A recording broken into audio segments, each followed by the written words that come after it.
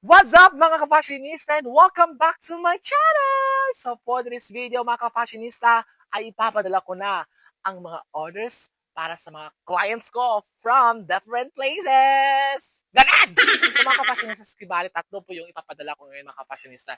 Yung first is from Cavite, Luzon, yung full set na Sangre-Danaya. Gagamitin po ito para sa company event nila mga ka-fashionista doon sa Singapore. Kaya umanda ako.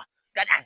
So next mga kapatid, yung next client ko is from Coron, Luzon. So gagamitin po niya ito para sa pagbukas ng kanyang restaurant. No, ang galing mga kapassionista.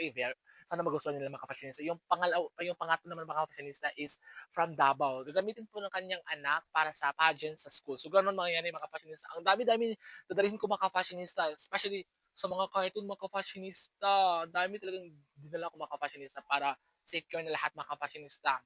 So, yung kasama ko pala yung daddy, bakit daddy, uwi ko naman, parang like social, ganun, yung papa ko, kapassionista.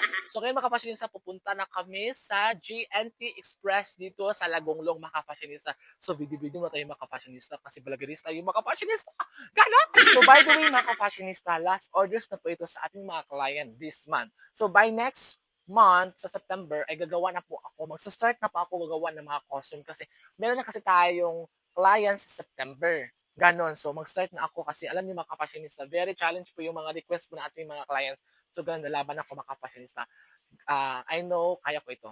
And then mga fashionista, galing kami sa GNT sa Lagungulong kanina mga fashionista. And then alam niyo mga fashionista, na late kami. So dito na lang kami sa Balingasag Flash Express para maipadala na po itong mga orders sa ating mga client.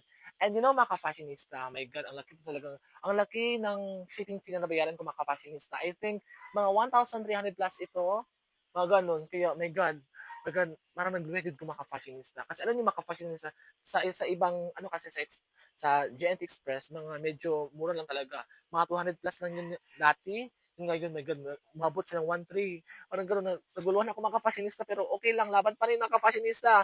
Kaya mga fashionista, don't forget to like this video.